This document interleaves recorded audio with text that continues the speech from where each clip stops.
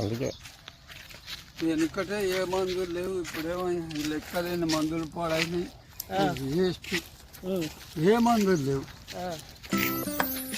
మంచిగా స్నానం ఇంకా నూరు పోతే ఇప్పుడు నా జనం అంతా అయిపోయింది. ఇప్పుడు కోట్ల లక్షల దవాఖానలో పోతే ఆ తిండి అటువంటి తిండి పోయింది ఇప్పుడు. అప్పుడు లేదు, ఏదో గట్క మంచులు తాగి మంచిగా అది మంచిగా ఒకటే. ఏమో ఇదే ఏమిది ఈ తిండి ఎక్కడైనా తిండి తయారైంది కదా.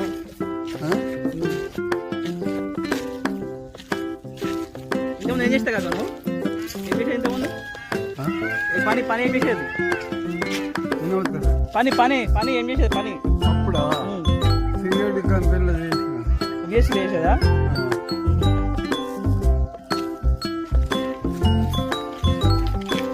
పిల్లలు ఉన్నారా? పిల్లలు